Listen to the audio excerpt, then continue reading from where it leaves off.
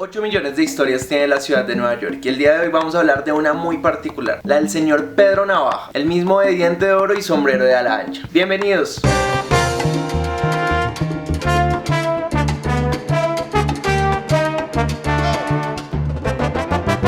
Entender de dónde viene este personaje no fue nada fácil, pues para comenzar a hablar de él tenemos que remontarnos al año 1728. En la ciudad de Londres, un señor llamado John Guy, o John Gay, no sé cómo se pronuncia o si su apellido tiene algo que ver con sus inclinaciones sexuales, no lo sé. En fin, este señor escribe el libreto de una ópera llamada La Ópera del Mendigo. La obra gira en torno a un ladrón llamado McHeath y su romance con la hija del jefe. Después de encarcelarlo y escaparse y volver a encarcelarlo y volver a escaparse, McHeath termina casándose con la chica. Punto.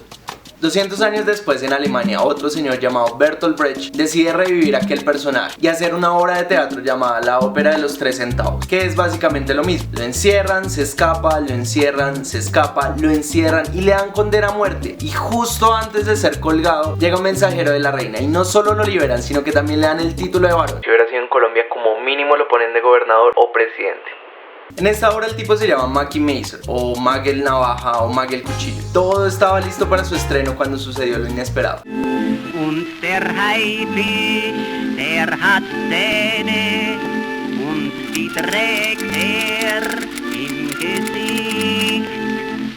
Después de esto nació el tema clave en esta historia, y como no sé cómo se pronuncia, le pediré ayuda a Google. Die Moritat von Mackie Messer.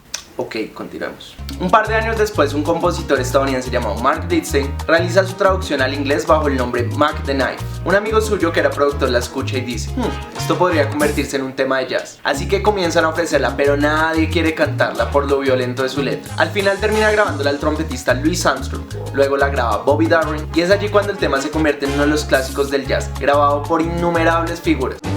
Oh, the shark has pretty teeth, dear, and it shows them pearly white. Just a jackknife as McHeath dear. Y después de todo este recorrido llegamos a Panamá, donde un joven llamado Rubén Blades la escucha y queda cautivado por la melodía y por la historia que narra. Pasan unos cuantos años y Blades, quien ya vivía en Nueva York, decide realizar su propia versión. Pausa. Es importante aclarar que el tema está inspirado a nivel musical y narrativo en Mac the Knife, pero no se trata de una copia exacta. Blades realizó cambios en la melodía, cambió la letra y el nombre del protagonista, y como él mismo cuenta, le dio un papel distinto a la víctima.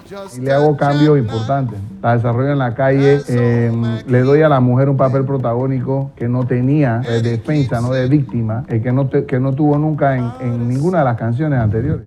Retomemos. Y en contra de todos los pronósticos graba el tema Pedro Navaja, pues la discográfica Fania creía que el tema no pegaría por su larga duración. Qué equivocados estaban, pues el tema se convirtió en un éxito y hasta el día de hoy todo el mundo la canta, la baila, la goza, y aunque sea en el último rincón de la memoria se encuentra aquel verso que pronunció el borracho al tropezar.